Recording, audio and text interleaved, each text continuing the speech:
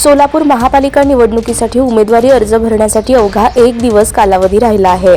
त्यामुळे सोलापूरमध्ये मोठ्या राजकीय घडामोडी घडतायत। राष्ट्रवादी काँग्रेस पक्षातून मध्यरात्री भाजपामध्ये प्रवेश करणारे माजी नगरसेवक किसन जाधव आणि नागेश गायकवाड यांच्या घर वापसीची चर्चा सुरू असतानाच त्यांच्या प्रवेशाला खुद्द शहराध्यक्ष संतोष पवार आणि कार्याध्यक्ष जुबेर पठाण यांनी विरोध केल्याची माहिती पुढे येतेय। सोलापूर महापालिका निवडणुकीत अनेक नाट्यमय घडामोडी आता घडताना दिसतायत। शिवसेना भाजपा युतीची चर्चा सुरू असताना प्रत्यक्षात शिवसेना आणि राष्ट्रवादी काँग्रेसची युती झाली आहे।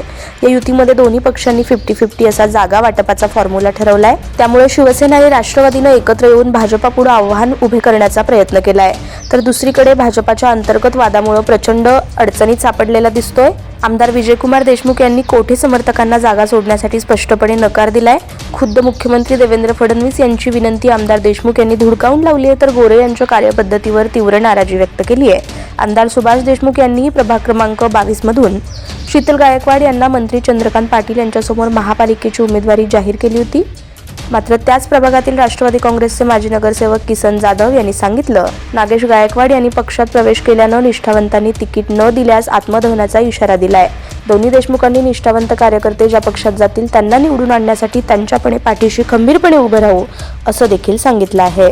त्यामुळे भाजपात उमेदवारीला विरोध लक्षात घेऊन किसन जाधव आणि नागेश गायकवाड यांच्या घर वापसीची चर्चा सुरू आहे। प्रवेशाच्या अनुषंगानं जाधव आणि गायकवाड यांनी कृषी मंत्री दत्तात्रय भरणे यांची भेट घेतल्याची माहिती आहे।